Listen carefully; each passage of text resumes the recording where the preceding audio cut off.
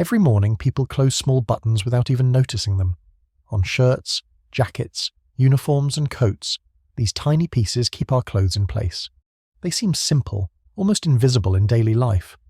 But for most of human history, buttons were not made for comfort at all. They were symbols of wealth, power, and high social rank. Only the rich could wear them, and every button told a quiet story about status. The history of buttons is also the story of how fashion slowly changed, and how ordinary people finally gained the right to dress with ease and dignity.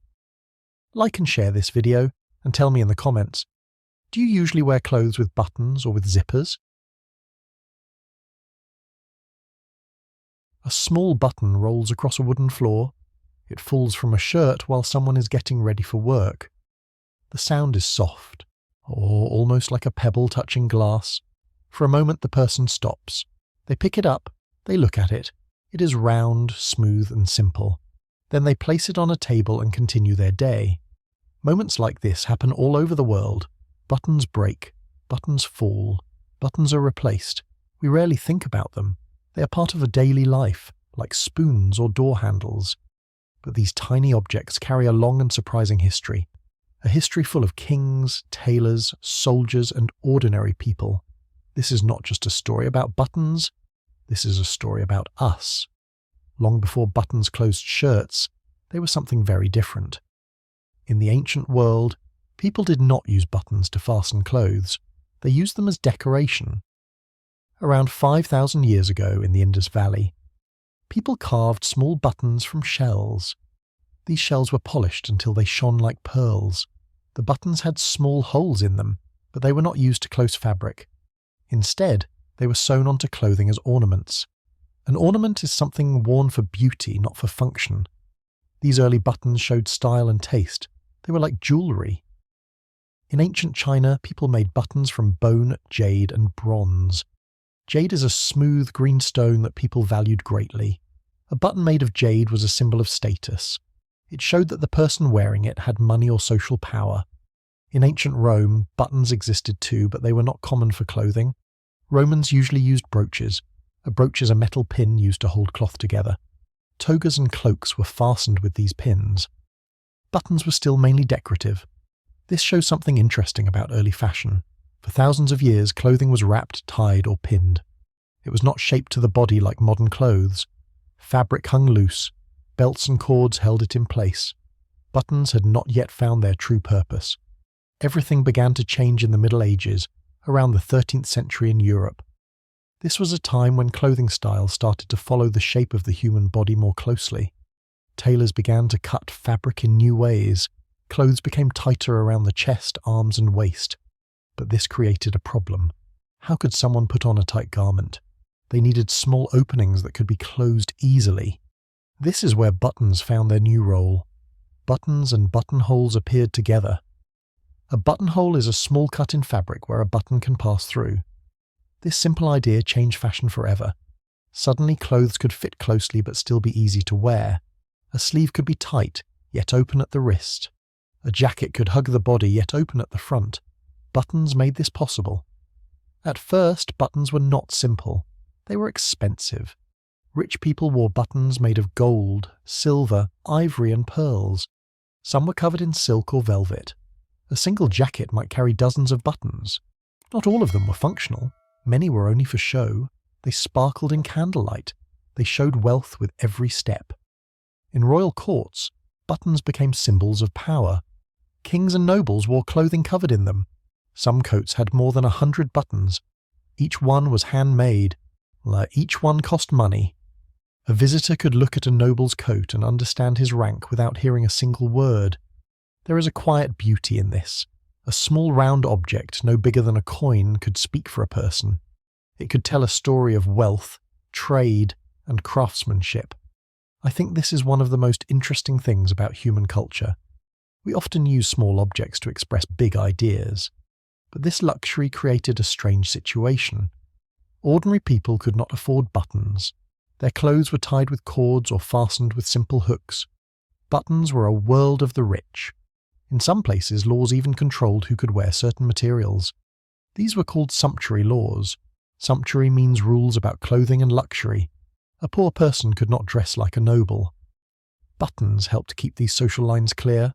As trade grew in Europe, buttons became more common. New materials appeared. Brass, wood, and simple metals were used. These materials were cheaper. Slowly, buttons moved from royal courts into city streets. By the 16th and 17th centuries, buttons became part of military uniforms. Soldiers wore coats with rows of shining buttons. These buttons were not just decoration. They helped keep clothing secure during long marches. They also created a sense of unity. When soldiers wore the same buttons, they looked like one group. There is also a strange story from this time. Some historians say that buttons were placed on soldiers' sleeves to stop them from wiping their noses on their coats. The metal buttons made this uncomfortable. It encouraged cleaner habits. Whether this story is fully true or not, it shows how buttons became part of discipline and order. During the 18th century, buttons reached a new level of art. In France and England, button makers created tiny masterpieces. Some buttons were painted by hand. Others were carved with scenes of nature or daily life. Small portraits, flowers, and landscapes appeared on buttons no bigger than a coin. They were like tiny paintings worn on clothing. These buttons became collector's items. Some people owned boxes full of them. They were admired, traded, and sometimes given as gifts. A button could carry memory and emotion, not just function. But as the Industrial Revolution arrived in the late 18th and early 19th centuries, everything changed again. Factories began producing goods in large numbers. Buttons were no longer made one by one in small workshops. Machines pressed them from metal. Others were molded from new materials like porcelain and later plastic. This shift made buttons cheap and common. Workers could afford clothes with buttons. Children could wear them too. What was once a symbol of wealth became a normal part of daily life. This was a quiet but powerful change. A small object that once separated rich and poor now connected them. Everyone used the same basic tool to close a shirt or coat. Fashion slowly became more equal, at least in small ways. As the 19th century continued, new inventions appeared. The sewing machine sped up clothing production. Factories produced shirts and jackets in standard sizes. Buttons became even more important. They held together the new world of ready-made clothing, and this new world was moving fast. Cities were growing. People were working in factories and offices. Clothes needed to be practical. Buttons were no longer about showing wealth. They were about speed, comfort, and function. But the story of buttons does not stop with factories. The modern age would bring new materials, new styles, and even new rivals to the button itself. And as zippers, snaps, and Velcro entered the world, the simple button faced its greatest challenge yet. In the late 19th and early 20th centuries, the world of clothing began to change at great speed. Factories produced garments in huge numbers. Shirts, coats, and uniforms were made for thousands of people at once. This meant buttons had to be strong, cheap, and easy to replace. Materials like brass, steel, and early plastics became popular. Plastic was a new material made in factories, shaped with heat, and cooled into hard forms. It was light and inexpensive. This made buttons more available than ever before. During this time, buttons also became part of identity. Different jobs used different buttons. Soldiers had metal buttons with symbols. Police had their own designs. School uniforms had simple, strong buttons that could survive rough play. Buttons became small signs of belonging. When you saw a button, you often knew what kind of person wore it. In the early 20th century, fashion changed again. Clothes became simpler. The heavy decorated coats of earlier centuries began to disappear. Modern life moved faster. People needed clothing that was easy to wear and easy to wash. Buttons became smaller and more practical. White shirts with small round buttons became common for men. Women's dresses used rows of buttons down the back or along the front. But a quiet challenge was growing. In 1893, an American inventor named Whitcomb Judson introduced a strange new device. It was called a clasp locker. Later, people would call it the zipper. At first, the zipper was not popular. It broke easily. It looked unusual. People trusted buttons because they were familiar. But inventors continued to improve the zipper. By the 1920s, it became stronger and more reliable. Zippers began to appear on boots and small pouches. Then they appeared on jackets. They were fast. One quick pull and the garment closed. No need to push small buttons through tight holes. This felt modern, it felt efficient. Still, buttons did not disappear. People trusted them. A broken button was easy to fix. A broken zipper was harder to repair. Buttons also allowed small adjustments.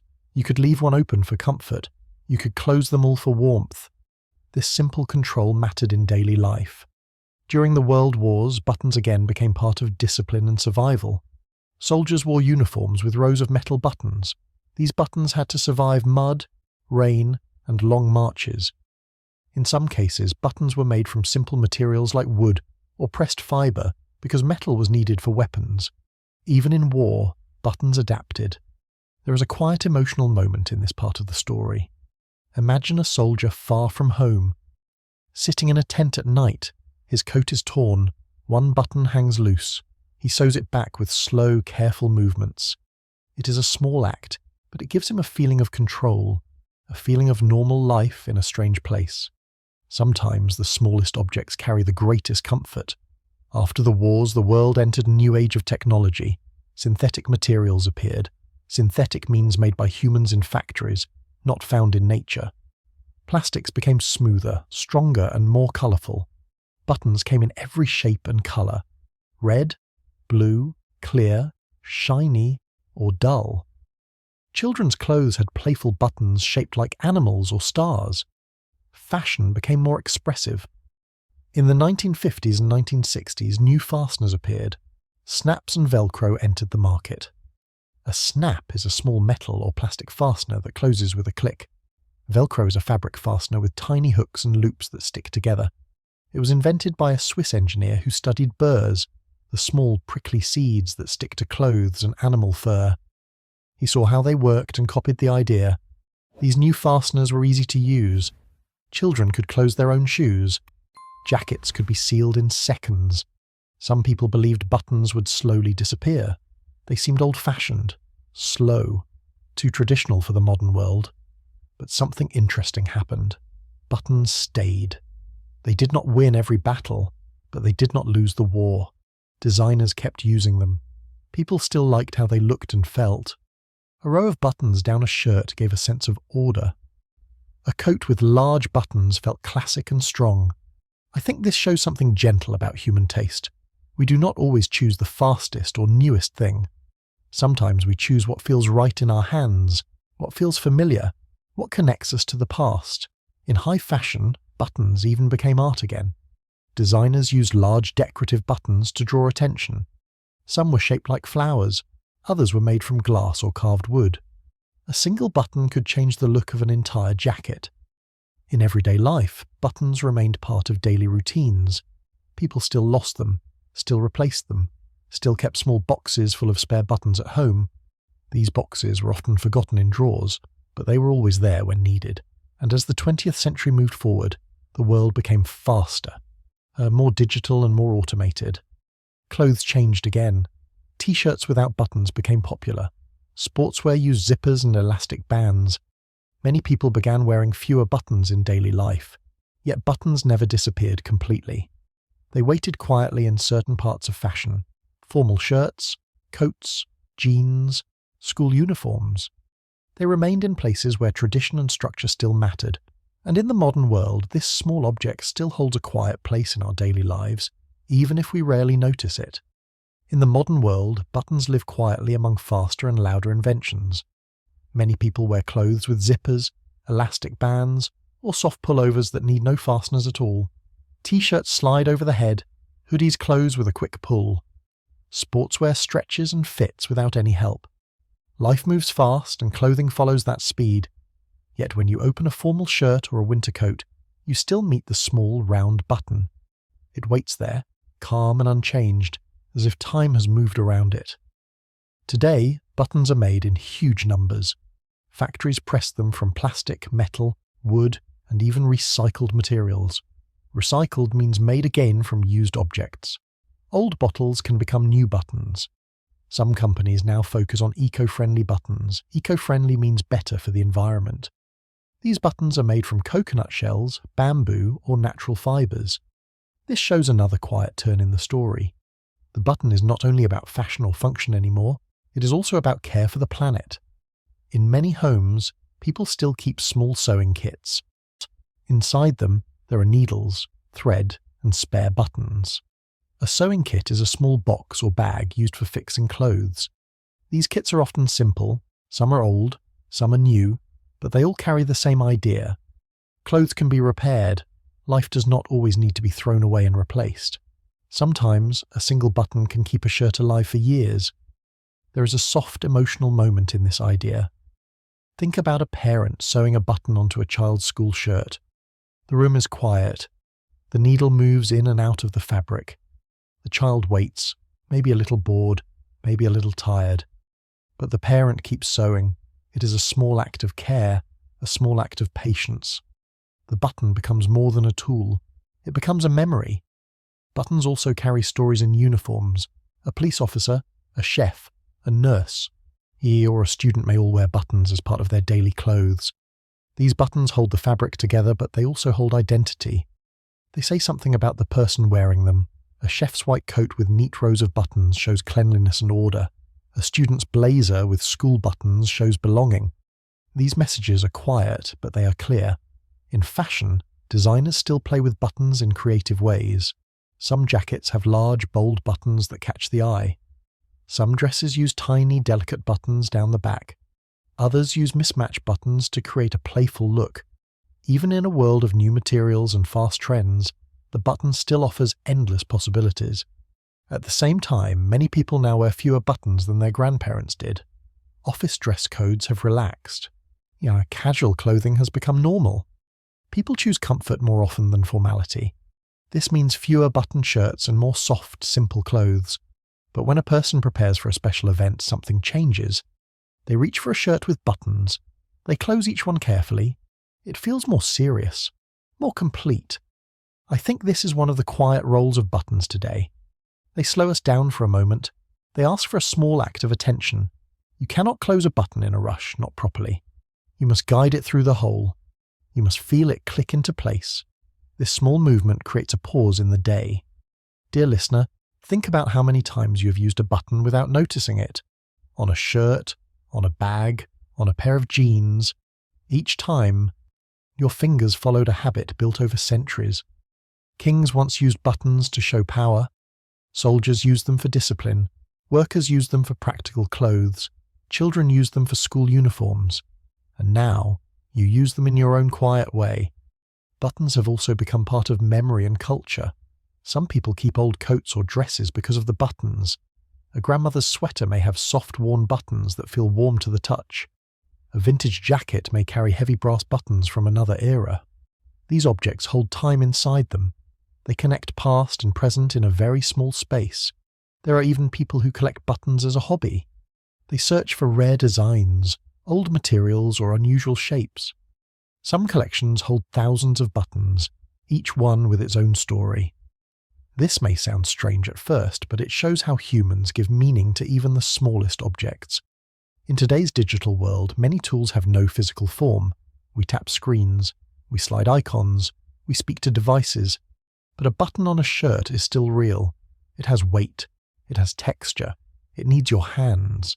It reminds us that daily life still lives in the physical world, not only on screens. And maybe this is why buttons have survived so long. They are simple, they are reliable, they do one small job and they do it well. They do not need batteries, they do not need updates. They only need a small piece of thread and a careful hand. The next time a button falls from your shirt, you may feel a small moment of annoyance. You may sigh. You may search for a needle and thread. But perhaps you will also remember this long story. A story of kings and soldiers, tailors and workers, parents and children. A story carried by a tiny round object. And maybe, as you push that button through the fabric again, you will notice the quiet strength of something so small, holding your day together without asking for any attention at all.